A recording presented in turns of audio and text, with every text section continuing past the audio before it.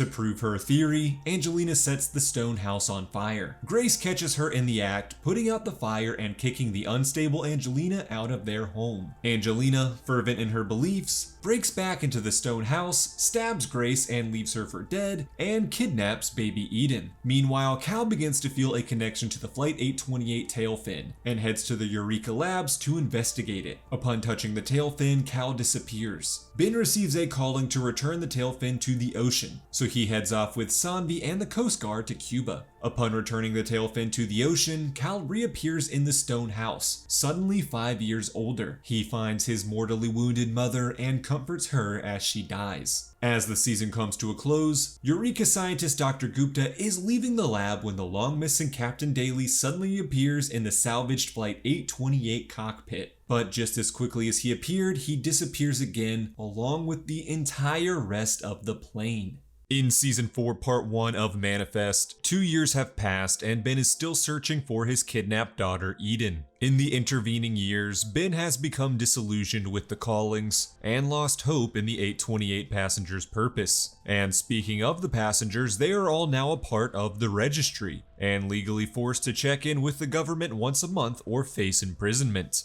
Jared is recruited by the registry, though he is one of the only agents who don't see the passengers as threats. Meanwhile, Ben's now teenage son Cal has no memory of what happened after he touched the 828 tail fin and mysteriously aged 5 years. Elsewhere, Zeke has become a counselor, using his new empath abilities to take the pain away from his patients. This ability soon grows out of control, including Zeke absorbing a patient's anger and involuntarily striking them. This uncontrollable ability pushes Zeke toward alcoholism. Meanwhile, his wife Michaela has a calling which leads her to a fellow passenger named Henry Kim, who was previously presumed dead. Henry helps Michaela find Flight 828's black box, whose recordings contain every single calling that the passengers have ever experienced. Cal then develops a mysterious scar that is identical to one on Henry. When Ben experiences a calling that proves Eden is still alive, his faith is renewed. With some help from Vance and an imprisoned Egan, Ben tracks Angelina and Eden to a compound run by Church of the Return leader Adrian, where he is knocked out and captured. Vance warns Michaela, Zeke, and Jared of Ben's predicament, and the group head to the compound as backup. As the group rescues Ben and Eden, Cal arrives to confront Angelina. Delusional and defeated, Angelina sets off explosives to destroy the compound. Cal miraculously survives the explosion and reunites with his family, though he then begins to cough up blood. Angelina also survives the explosion and is rescued by a fleeing Adrian. Following the compound explosion, Cal discovers that his cancer has returned, and Saanvi warns him that it is terminal. Cal and Olive then discover that while Flight 828 was missing for 5 years, it was actually inside the Divine Consciousness. And it's the Divine Consciousness that Captain Daly and Fiona have been in for the past several years. Working with Saanvi, the twins deduce that the callings are actually memories from the passengers' time inside the Divine Consciousness. As Saanvi and Ben study the Divine Consciousness more, they discover that the 828 passengers' fast approaching death date would also lead to the end of the entire world. Meanwhile, Olive discovers that Sapphire can enhance the power of the callings, and the Omega Sapphire located near Noah's Ark could provide near limitless power. This power could be enough to save the lifeboat from judgment on their upcoming death day and save Cal from his terminal cancer. TJ arrives back from his trip to Egypt to explain that the Omega Sapphire is in New York City. Despite the group's best efforts to retrieve the stone, the Omega Sapphire is stolen by Angelina. As the first half of Season 4 comes to a close, Angelina uses the Omega Sapphire to begin opening fissures of lava throughout the city, believing herself to be an archangel sent to bring vengeance upon evil. With her new heightened powers, Angelina can also create false callings for the 828 passengers, meaning she could manipulate them into doing her own villainous bidding. After discovering that his new dragon scar also contains Sapphire, Cal uses his heightened powers to create a calling that sees him himself and Angelina going head-to-head aboard Flight 828. As Cal attempts to take the sapphire from Angelina, it shatters. In the real world, Angelina saves a piece of the Omega Sapphire, which fuses with lava into her hand, before making her escape. Zeke realizes that Cal's power is the key to saving the world, and decides to use his empath abilities to absorb Cal's cancer. Although Cal is cured, Zeke dies heroically in Michaela's arms. In Season 4, Part 2 of Manifest, 8 months have passed since Angelina's use of the Omega Sapphire, which resulted in the deaths of 700 people. Fearing the dangers the Flight 828 passengers could possess, the registry has rounded most of them up, including Ben, Michaela, and Saanvi, and detained them in a detention center. The registry's director Zimmer is ruthless in her treatment of the imprisoned passengers, and places a bounty on the heads of the passengers that have yet to be caught. While Michaela is allowed to leave the center for limited periods, and serve as Jared's partner to investigate callings, Ben and Saanvi team up on the inside to continue searching for a way to save the world. The two discover that Captain Daly has returned from the divine consciousness and is being held in solitary confinement inside the prison. Unfortunately, Daly has brought with him a series of plagues that begin infecting the detention center, including locusts, deadly boils, and turning water into blood. Outside the center, Cal follows a calling that leads him to Fiona, who has also returned from the divine consciousness. When Angelina discovers Daly and Fiona's returns, she becomes convinced that they have been sent as harbingers of the apocalypse, and that killing them would ensure the end of the world. And so Angelina uses her sapphire powers to manipulate callings and orchestrate the deaths of Fiona and Daly. While outside the center and investigating callings, Jared helps Michaela escape and the two rekindle their old romance. Jared then manages to find and apprehend Angelina, taking her to the center with the rest of the passengers. Now trapped with Angelina, Ben uses Saanvi's research to strip Angelina of her powers. Unfortunately, when mixed with Angelina's sapphire power, this removes access to the callings for every passenger. During the chaos, Egan and Angelina escape. With no more access to their callings, the end of the world seems all but certain. This is confirmed when Ben, Saanvi, and TJ discover that there is an active volcano underneath New York City. Upon discovering this revelation, Zimmer takes Saanvi out of the center to continue her research elsewhere, while the rest of the passengers are completely abandoned, with no guards, no way out, and very limited supplies. 8 months later, Ben has become the leader of the passengers trapped inside the center, though they are quickly running low on supplies and drawing closer to the death date. Cal discovers that his sapphire scar still gives him access to the callings of every passenger. With the help of Jared and Michaela, he attempts to complete every calling as quickly as possible in an attempt to save the world. Angelina has now developed a cult following of those who wish to destroy the world, with Egan acting as her most loyal acolyte. Meanwhile, Jared's former partner and friend with benefits, Drea, is pregnant with his baby. She remains determined to help save the passengers and discovers a way to free them from the center. As Drea, Jared, Michaela, and Cal break into the center, Ben rallies his fellow passengers to band together to help Cal solve the callings, avert their death date, and save the world.